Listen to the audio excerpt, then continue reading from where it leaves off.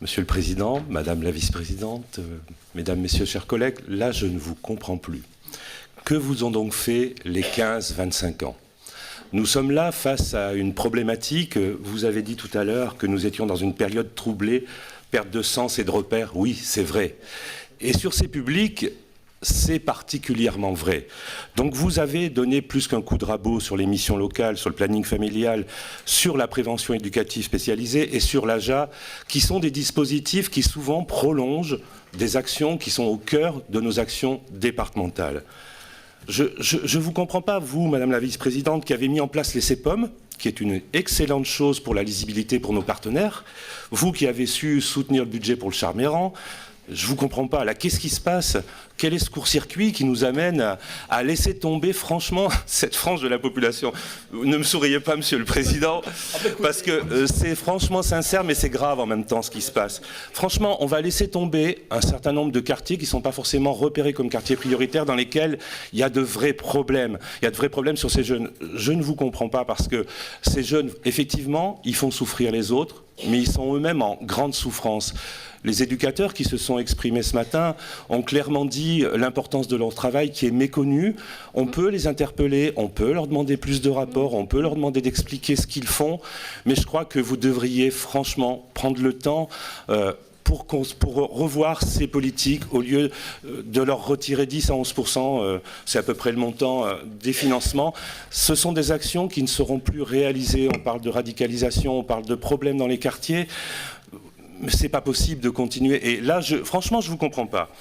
Tous ces jeunes, ce sont ceux qui ont le plus besoin de la République. Et là, le département est présent dans ces actions. Donc franchement, tout euro, au-delà même des valeurs, au-delà même de l'humanité, moi, je vous parlerai de stratégie. Je vous parle là de stratégie parce que la prévention, c'est ce qui permet d'éviter une dégradation des situations à venir. Peut-être, mais connaissez-vous ces dispositifs? Encore une fois, travaillons ensemble, allons vers la découverte de ce travail. Les animateurs sportifs, comme ça a été dit en commission, ne font pas le même travail. C'est un travail spécifique, qui est difficile, et Dieu sait si dans ces quartiers, il y a du boulot. Donc, je vous demande de revoir cette position.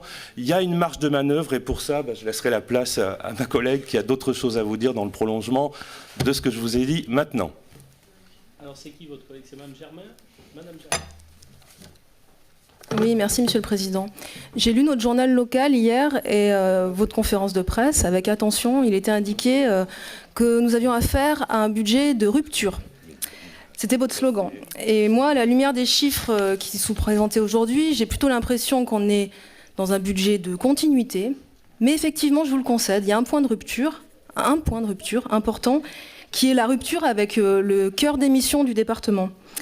Parce que, à l'heure où votre majorité n'a de cesse d'évoquer un recentrage de l'action du département sur ses compétences obligatoires, finalement, on recule sur l'action sociale et les politiques de solidarité, c'est-à-dire la première compétence du département qui a été réaffirmée par la loi NOTRe.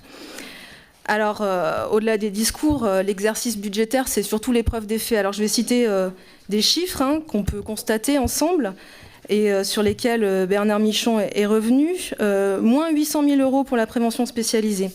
800 000 €, c'est quand même pas rien.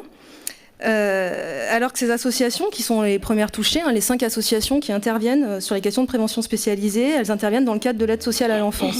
Alors n'est-ce pas notre première compétence, l'aide sociale à l'enfance ? 800 000 € sur un budget associatif, concrètement, c'est des emplois en moins.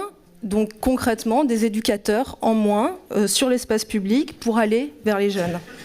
Donc qu'en sera-t-il demain au-delà de la question de l'emploi associatif, parce que les associations contribuent aussi à la dynamique en matière d'emploi, qu'en sera-t-il demain des jeunes qui sont concernés par l'action des associations de prévention spécialisées ? Vous leur demandez en plus aujourd'hui de revoir leurs missions. Donc du coup, leurs missions sont restreintes à un certain public sur un certain territoire bien défini que vous avez choisi. Les missions de ces associations sont complémentaires des actions menées en direction des jeunes par les missions locales, les structures socioculturelles, la PJJ, les différentes polices aussi, les agents municipaux, etc. C'est aussi la bonne coordination de ces différentes actions qui nous permettent d'espérer, dans un travail de proximité du quotidien, d'apporter des réponses à des jeunes qui ont parfois des parcours discontinus, qui parfois sont en rupture ou qui ont juste besoin d'un peu d'accompagnement. Alors si l'action sociale elle est difficilement mesurable, les bilans d'activité de ces associations attestent, si besoin était, de leur utilité publique. Et nous savons aussi, on est plusieurs élus de territoires sur lesquels ces associations agissent, que pour prévenir les dérives, travailler à la socialisation des jeunes, à leur insertion sociale et professionnelle, leur action est tout à fait précieuse. Et c'est dire si le département de l'Isère est concerné par cette action. Et d'ailleurs, nous sommes leur principal financeur. Alors, pour aller au-delà de la prévention spécialisée, je pourrais aussi citer les 80 000 € en moins pour les centres de planification familiale, auxquels s'ajoute aussi une ligne qui a disparu. Alors, on nous dit qu'elle est rebattue dans les budgets par ailleurs, la ligne égalité homme-femme, sur lesquels aussi émarger les centres de planification.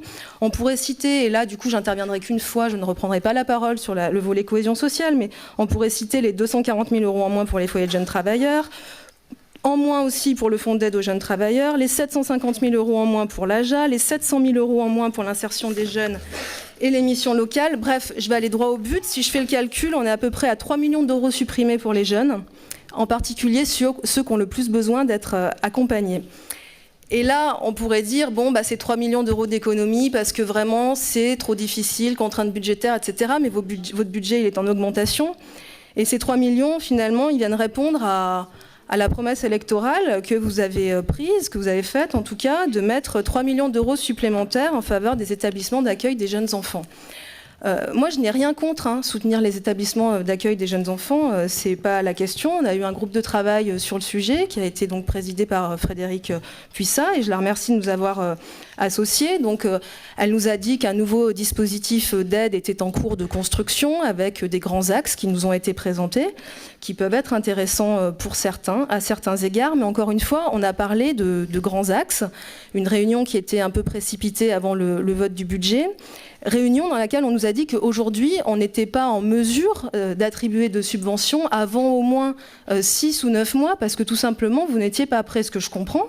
Mais du coup, à quoi bon mettre plus de 3,5 millions sur les EAJE si on n'est pas en mesure aujourd'hui d'attribuer cet argent, alors que par ailleurs, toutes les politiques que je viens de citer en direction de la jeunesse seront cette année 2016 en grande souffrance. Donc vraiment là, il y a une véritable incompréhension. Et compte tenu de cela, nous vous proposons un amendement, donc je ne sais pas si je le présente maintenant ou non, qui, oui, grosso modo, je l'ai fait, c'est de rééquilibrer les financements, c'est-à-dire laisser une partie de financement sur les EAJE, encore une fois, nous ne sommes pas contre, mais réabonder les lignes que je viens d'évoquer, qui sont aujourd'hui largement amputées au détriment des jeunes Isérois.